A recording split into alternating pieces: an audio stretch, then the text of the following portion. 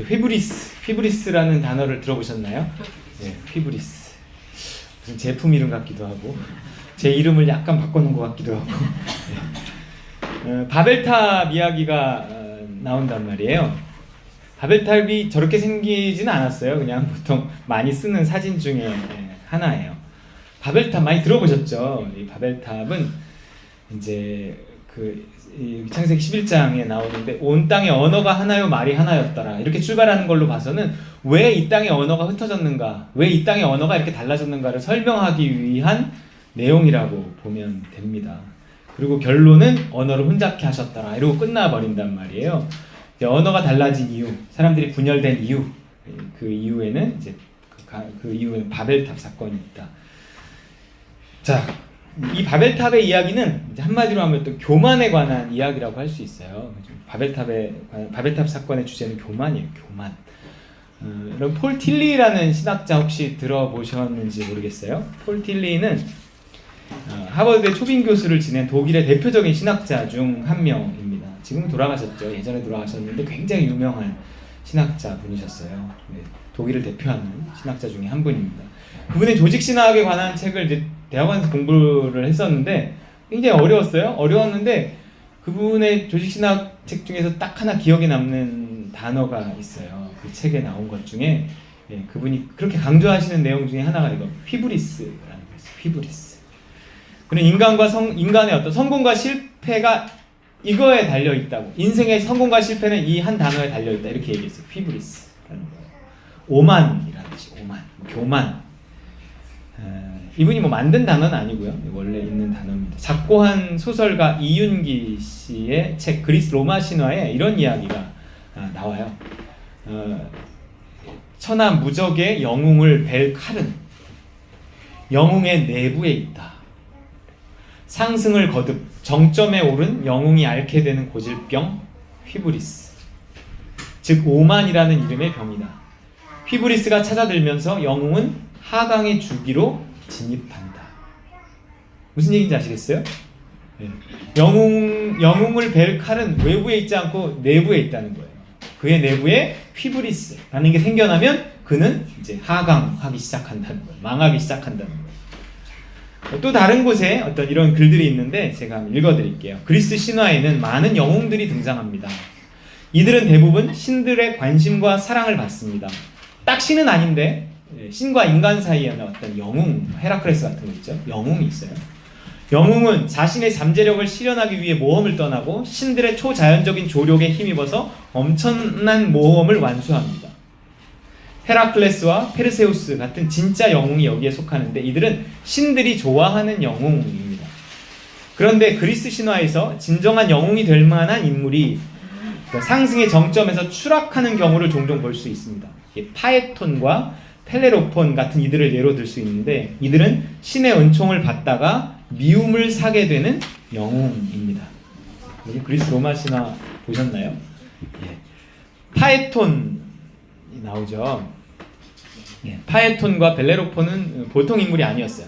파에톤은 태양신의 아들이었고 벨레로폰은 지혜의 여신인 아테나의 점지를 받은 영웅이었어요. 그럼에도 이들은요 최고의 기회에서 치명적인 과오를 저지르고 상승의 정점에서 더 올라가지 못하고 추락해버립니다.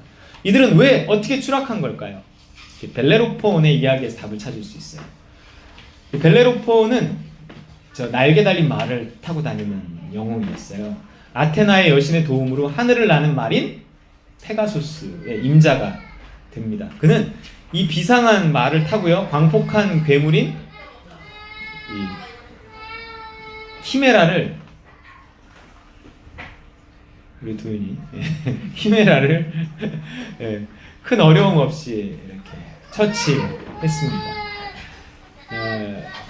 제공권을 장악한 그는요 여러 전쟁에서 승리해서 천하무적이 되고요 마침내 한 나라의 왕이 돼요.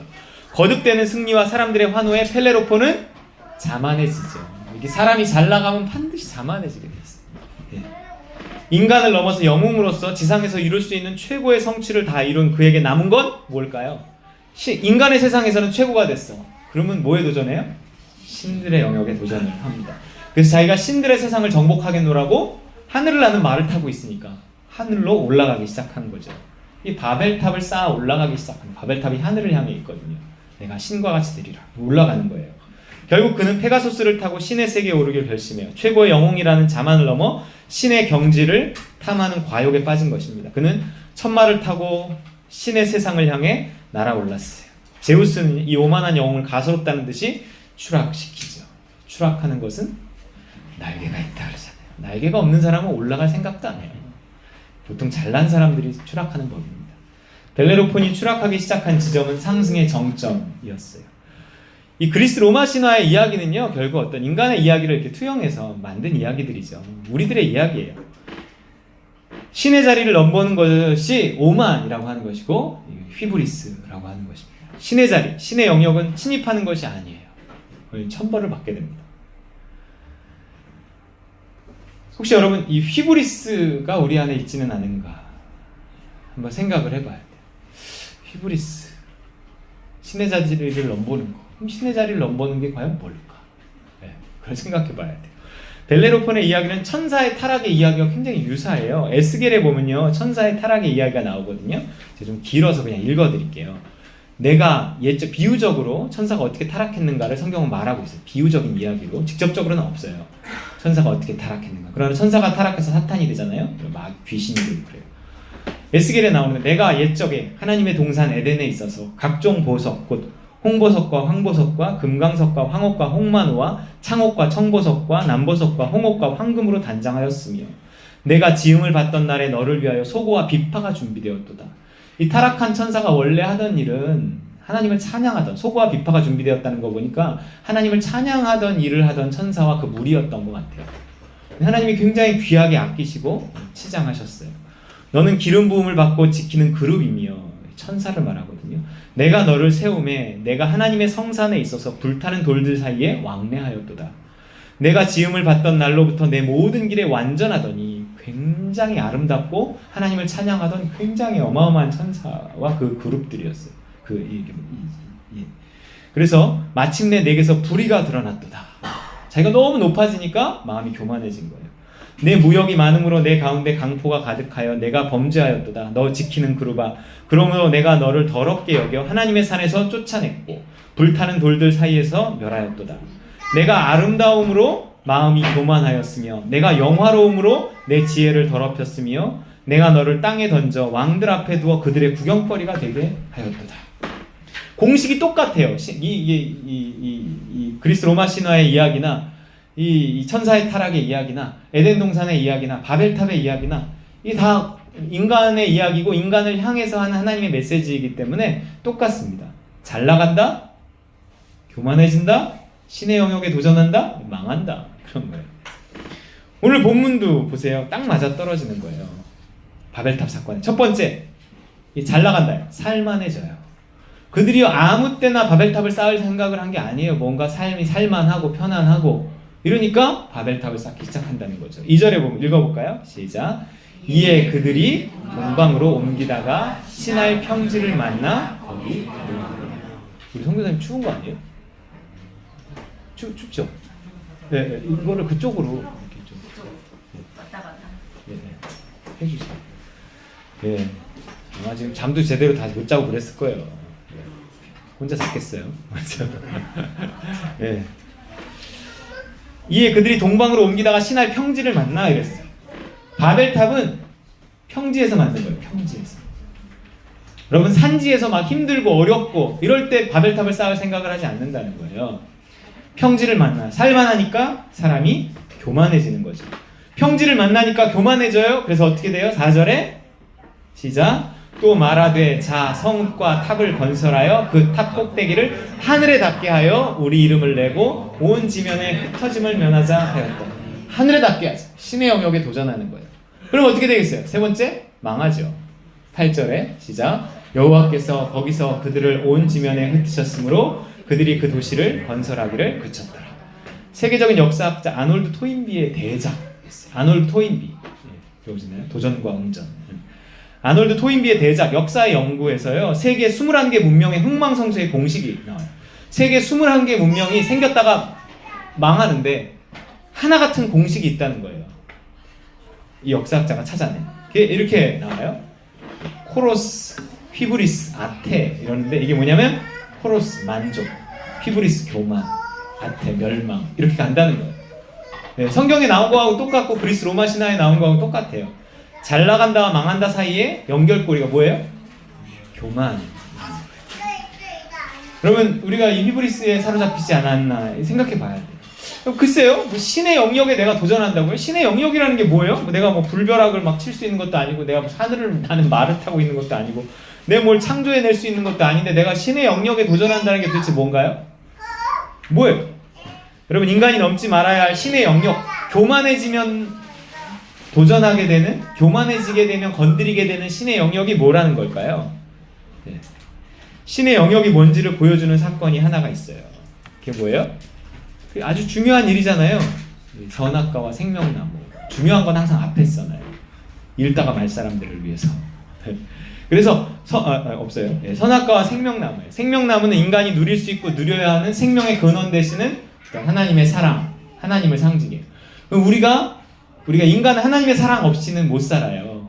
근데 어떻게 하나님의 사랑에 도전할까? 그 생명에, 아니 하나님의 사랑에 도달할 수 있을까? 어떻게 하면 그 생명에 도달해서 그 생명을 누리며 살 수 있는가? 그 전제는 뭐냐면 이게 선악과라는 거예요. 선악과. 선악과는 하나님의 사랑을 받을 수 있는 전제 조건이에요. 선악과를 따먹지 말라는 의미는, 선악의 판단은 하나님의 것이다. 맨날 하는 얘기잖아요. 선악과를 안 따먹어야 돼요. 선악과는 신의 영역이란 말이에요. 신의 영역이 뭐냐? 이걸 창세기가, 에덴 동산 이야기가 우리에게 말해주고 있는 거예요. 사람이 교만하게 되면 따먹게 되는 게 있다는 거예요. 그게 선악과예요. 이건 신의 영역이에요. 먹으면 안 돼요. 먹으면 망해버려요. 예. 아담과 하와가 교만해지고 신의 영역인 선악과를 따먹고 에덴 동산에서 쫓겨나고, 딱 이 공식대로 모든 것들은 이루어집니다. 우리는 하루에도 수백 수천 번 선악의 판단을 따른 어떤 선택을 하게 되는 거예요. 선악과는 선택을 말합니다. 선택. 선악의 판단에 따라 우리가 선택한단 말이에요. 여러분 생각해 보세요. 오늘 여기 올 때도 수많은 선택의 결과로 여기까지 온 거예요. 하루를 살아가는데 내가 몇 시간 자느냐, 내가 만들고 자느냐, 오늘 좀 색깔을 칠하고 자느냐, 그냥 자느냐, 선택하는 거예요. 일어나서 제일 먼저 뭘 하느냐, 선택. 무슨 옷을 입고 무엇으로 밥을 먹느냐, 선택. 아니 먹느냐 마느냐 선택이고, 뭐 버스를 타느냐 지하철을 타느냐, 우리 수도 없이 선택한단 말이에요. 저만 치서 엘리베이터가 열렸는데 뭐 뛰느냐 마느냐. 제가 요즘에 대중교통을 이용해서 이렇게 자꾸 다녀봤더니 약간 멈칫멈칫하면 가버리더라고요. 그래갖고 안 되겠다, 좀 뛰어야 되겠다 이런 생각에서 뭔가 오면 요즘에 뛰기 시작해요. 그냥 놔두면 한참을 이 추운데 기다려야 되더라고요. 선택이에요, 선택. 업무와 관련된 수많은 선택이 있고요. 점심시간마다 식단의 선택을 해야 되고요. 커피 한 잔 먹을 때도 고민하고요. 지갑에서 돈 나올 때마다, 카드 꺼내들 때마다 우린 고민하고 선택한단 말이에요. 저도 뭘 할 때 이렇게 일하는 데 카드도 있고, 제 카드도 있고, 또 이렇게 집 카드도 있고 이래요. 그러니까 뭘로 써야 되나 막 고민할 때가 많아요. 무엇이 더 좋을까? 무엇이 더 나쁠까? 이것이 우리가 해야 하는 선악의 판단이라는 거예요. 선악의 판단. 이 신의 영역이라는 거예요. 당연히 내가 해야 될 건데, 아니 당연히 판단은 내가 하죠. 결정을 내가 하지 그걸 누가 해요? 우리 보통 사람이 이렇게 말하고 있는 그 선악의 판단이 신의 영역이라고 하는 거예요. 그럼 우리는 너무 쉽게 신의 영역을 침범하고 있는 거예요. 교만이란 뭐냐면 내가 할 수 있다고 생각하는 거죠. 내가 판단하고 내가 선택하고 내가 해야 된다고 생각하는 거, 당연하다고 생각하는 그 일이 이 교만에서 출발하는 거라는 거죠. 성경은 그 일을 내가 할 수 없다고 말해요. 인간은 선악과를 따먹게 돼 있지 않아. 인간은 선악의 판단을 하나님께 맡기고 하나님이 시키는 대로 하게 돼 있어요. 그게 이제 하나님이 정하신 규칙이에요. 근데 그것을 내가 하면 그것은 신의 영역에 도달한 거라는 거죠. 그래서 인생이 성공으로 가지 못하고, 삶이라는 것이 점점 행복해지지 못하고 점점 힘들어지고 너무 삶이 전쟁 같고 뭐 이런 이유들이 이 선악의 판단을 우리 스스로 하기 때문에 생기는 일들입니다. 뱀이 뭐라 그랬어요? 그걸 먹으면 하나님과 같이 된다 그랬어요. 선악과를 따먹는 건 하나님과 같이 되는 일이에요. 신의 영역에 도전하는 일이에요. 근데 아담과 하와가 오해하고 착각하고 하나님처럼 된다 그러니까 선악과를 따먹어버린 거예요. 실제로 그렇게 됐어요. 그 뒤로는 계속 스스로 선악의 판단을 하면서 살아가기 시작했어요. 에덴의 동쪽으로 쫓겨나서 스스로 선악의 판단을 하며 산다는 것이 얼마나 힘겨운 일인지, 하나님 없이 자기 힘으로 살아가는 것이 얼마나 힘든 일인지를 경험하며 이게 일생 동안 그 고생을 하며 산다고요. 우리는 다 에덴의 동쪽에서 태어났어요. 그래갖고 내내 우리 스스로 결정하고 선택하며 그걸 당연한 것으로 여기고 그 신의 영역을 날마다 도전하고 날마다 선악과를 따먹고 그렇게 우리의 삶이 어디로 가는지도 모른 채 그냥 전쟁같이 살아가는 삶을 인간들은 살아가고 있다는 것입니다. 창세기 3장 5절이에요. 읽어볼게요. 시작. 너희가 그것을 먹는 날에는 너희 눈이 밝아져 하나님과 같이 되어 선악을 알 줄을 하나님이 아시니라. 인간도 결국 이 히브리스에 사로잡혀 선악과를 따먹고 간 거예요. 이것이 인류의 운명을 바꾼 가장 근본적인 사건입니다. 이 선악과와 생명나무의 사건을 알지 못하면 인생을 알지 못해요. 교만은 딴 게 아니에요. 교만은 내가 할 수 있다라고 생각하는 거예요. 내 인생, 내 선택의 기초에 나가 있으면 그게 교만이고요. 주가 있으면 그게 겸손이고 그렇습니다.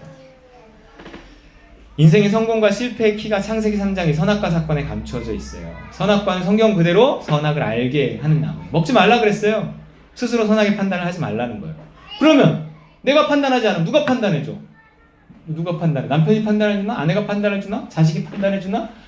누가 판단해줘요? 하나님이 판단해야 된다는 거예요. 따먹고 났더니 하나님이 뭐라 그래요? 큰일이다 이랬어요. 하나님이 큰일이다. 저들이 우리와 같이 선악을 스스로 판단하기 시작했다. 이래요. 큰일로 보시는 큰일로. 우리 스스로 날마다 선택하고 판단하고 이게 좋네? 이게 나쁘네? 특별히 무슨 죄를 짓는 얘기를 하는 게 아니에요. 그냥 내가 날마다 선택하고 결정하면서 살아간단 말이에요. 이 삶을 하나님이 보실 때 이걸 큰일이라고 보는 거예요. 저렇게 놔두면 진짜 큰일 나는데. 쟤네들이 저렇게 자기 나름대로 스스로 잘 살 수 있다고 생각하고 저렇게 행복을 향해서 달려가는데 고생만 하지 저게 정말 저의 삶에 행복을 주지 않는데 큰일이다. 이러신다는 거죠. 슬프고도 거친 에덴의 동쪽의 삶이 시작되는 것입니다. 여러분 다시 에덴을 회복하고 싶으신가요? 행복한 삶을 살고 싶으세요? 성공하고 잘 살고 싶어요? 딱 하나예요. 하나님께 물어야 되는 거예요. 겸손해지는 거예요. 묻지 않는 게 히브리스. 그게 오만이에요. 신의 영역에 도전하는 겁니다. 하나님 어떻게 할까요? 하나님 인도해 주세요. 하나님 도와주세요. 하나님 뭐가 좋은 건가요? 오늘도 이야기 중에 하나님께 물었다 그러잖아요. 묻는 거예요. 이것만이 우리를 망하게 하는 히브리스에서 벗어나는 길입니다. 이것이 겸손이에요. 여호와께 묻고 여호와께 우리 찬양한 것처럼 하나님께 묻고 하나님을 의지하는 거예요. 그게 겸손이에요. 근데 이게요 참 쉽지 않아요. 나의 수준만큼 되는 거예요. 내 믿음의 크기만큼 되는 거예요. 내 믿음의 크기만큼 겸손할 수 있어요. 내가 아무리 겸손을 배우고 겸손하려고 결심을 한다고 해도 그게 겸손이 되는 게 아니더라고요. 믿음만큼 되는 거기 때문에 우리는 일생 어떤 수준의 정말 하나님이 요구하신 그 수준에 도달하기 전까지는 내가 말을 해도 교만이고 말을 안 해도 교만이고 내가 뭘 해도 교만이고 뭘 안 해도 교만이고 그냥 교만한 상태가 교만과 평생 씨름하는 거예요. 저도 그렇고 누구도 그렇고 다 그렇지만 정말 다 우리는 그냥 일생 그냥 교만과 씨름하는 거예요. 따라다녀요. 저도 이 교만이라는 단어와 일생 씨름합니다. 정말 아무것도 없는데도 이 교만이 늘 따라다녀요. 근데 이걸 교만과 씨름한다고 교만이 없어지지 않더라고요. 이게 교만하면 하나님의 어떤 처분이 자꾸 따르고요.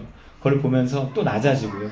그러다 조금 지나면 또 교만해져요. 그럼 또 하나님 또 낮추시고요. 뭐 이러면서 그냥 사는 거예요. 그러면서 아주 조금씩 달라지더라고요. 발버둥 치는 거예요. 하나님이요 저와 더불어 발버둥 치시는 거예요. 저의 교만과 더불어 발버둥 치시는 거예요. 교만할 때의 특징은요 기도가 잘 안 되는 거예요. 기도가 하나님께 묻는 거잖아요. 하나님을 의지하는 거잖아요. 그러니까 기도가 잘 안 된다는 건 뭔가 내가 교만한 상태라는 거예요. 교만한 상태라고 해서 내가 뭐 나쁘다기보다 내가 지금 하나님과 거리가 있다 이런 뜻이에요. 그럴 때면 항상 하나님의 긴급 조치가 따라요. 내가 하나님과 거리가 생기고 그리고 기도가 잘 안 되고 그래서 내 스스로 무언가를 결정하고 선택하려고 하고 내가 하려고 하고 이러면 하나님의 조치가 보통 저 같은 경우는 하나님의 3종 세트가 이렇게 따라와요. 아프거나 성질을 내거나 설교를 망쳐요. 사람마다 좀 달라요. 지금 몸에 대해서 또 나의 성품에 대해서 어떤 일에 대해서 이렇게 사인이 오는 거예요. 그러면 이번 주엔 어떤 사인을 받으셨나요? 교만한 상태에서는요 교만을 느껴서 교만을 없애달라고 아무리 기도해도 그냥 교만 이거 내 교만한데 하나님 나 교만하지 않게 해주세요 이런다고 그냥 겸손해지는 게 아니더라고요. 교만해지지 않게 해주세요 이렇게 하면 교만해지지 않을 만한 일들, 나를 낮추실 만한 사건들이 그때부터 이렇게 생기기 시작하는 거예요. 그래? 내가 너를 낮춰줄게. 이러면서 사건을 통해 낮추시는 경우가 참 많아요. 이번 주는요, 정말 약간 각오는 했어요. 이번 주 바벨탑이구나. 이건 교만인데, 내가 늘 교만한데, 이번 주 어떤 사건이 있게 하실까? 그런데 갑자기 목요일, 수요일 저녁에 내가 김희자 집사님한테 뭐라고 이야기했냐면, 요즘에 몸이요, 너무 좋아요. 정말 하루에 진짜 한 4-5시간밖에 안 자고, 요즘에 진짜 난 7-8시간 자야 되는 사람인데, 근데 요즘에 버티고 있잖아요. 이러는데, 목요일 아침 딱 일어났는데 몸살이 이렇게 올라오기 시작하는 거예요. 그래서 타이레놀을 하나 먹었어요. 먹고 괜찮겠지. 근데 하루 쭉 계속 이렇게 몸살기가 이렇게 있는 거예요. 그러면서 아프기 시작하는데 정말 너무너무 아프기 시작한 거예요. 그래서 목요일 이렇게 밤이 돼서 이제 목요일날 저녁에 이제 자는데 그냥 못 자겠더라고요. 그래서 이제 링겔 한 대를 맞고 그랬는데도 막 끙끙 앓고 이렇게 잤는데, 그리고 이제 목요일날 잤으니까 금요일이 되는 거잖아요. 금요일날도 할 일이 많았어요. 근데 금요일 아침에 이렇게 새벽에 꿈을 꾸고 일어났는데, 무슨 꿈을 꿨냐면, 제가 뭐가 이렇게 길이 끝나고 새로운 길이 시작되는데 거기에 비가 와갖고 이렇게 물이 고였는데 진흙이 막 생겨 있는 거예요. 근데 내가 거기를 지나가면서 신발이 빠졌는데 신발이 벗겨졌어. 옷도 벗겨진 것 같아요. 뭔가 굉장히 어려운 상황이 이렇게 온 거예요. 그러면서 막 되게 곤란을 당하고 있는데 무슨 음성이 이렇게 들리는데, 100% 하나님의 음성이겠지. 뭐라 그러냐면, 꿈속에서 내 신발을 막 빠져서 벗겨지고 막 옷도 벗겨지고 막 이런, 무슨 길을 가다가 이렇게 웅덩이가 이렇게 있는데 이게 다 진흙인 거예요. 길이 새롭게 시작되는 이렇게 차단막 같은 게 있고, 꿈이 아주 생생한데.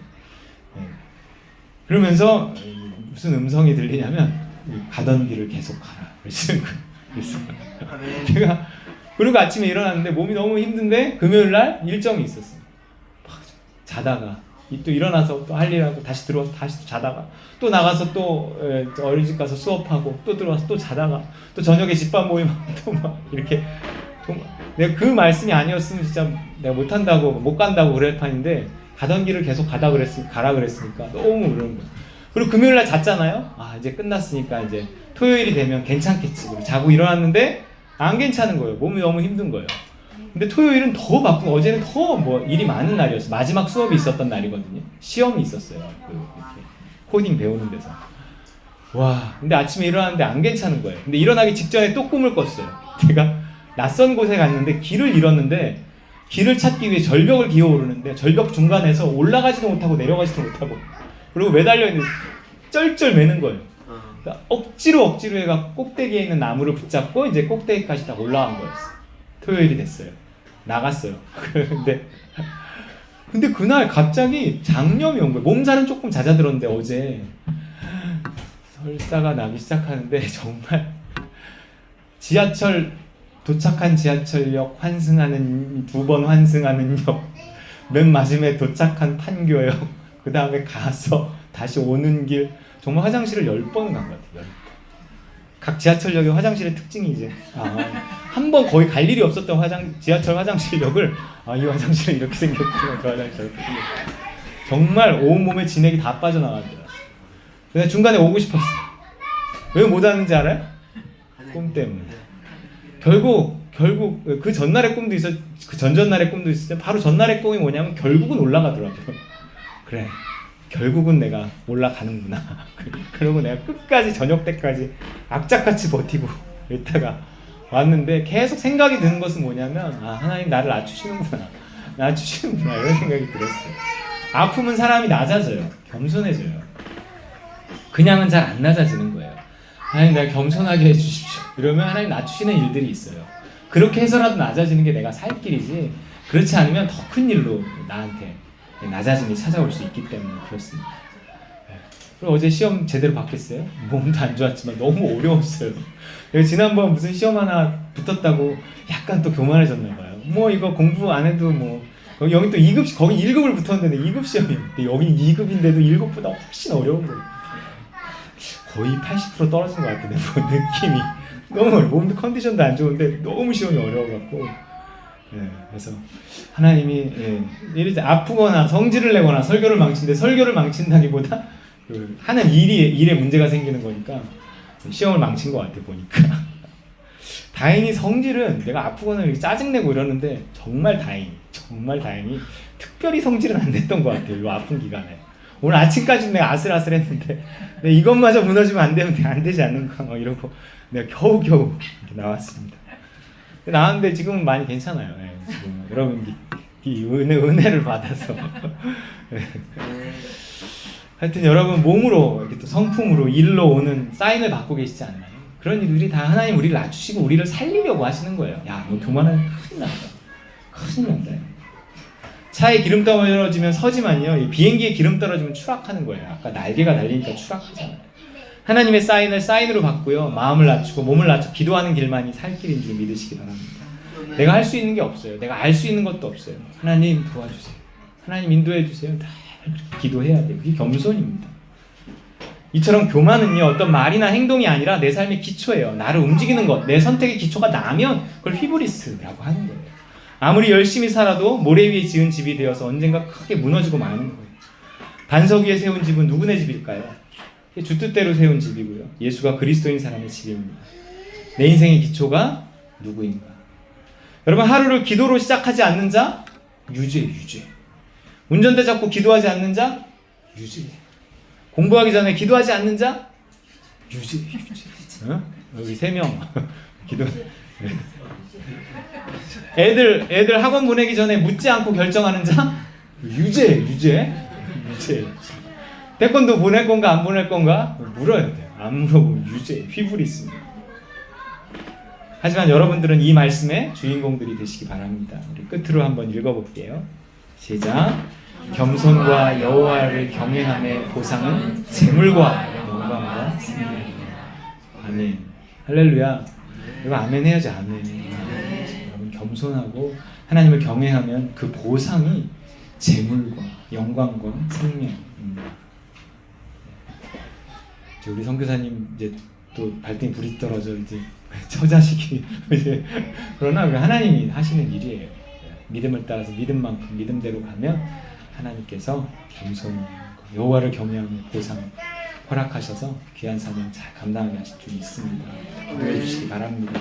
겸손으로 허리를 동여매어 재물과 영광과 생명의 주인공들이 다 되는 우리 따름과 누림 식구들 되시기를 주의 이름으로 축원드립니다.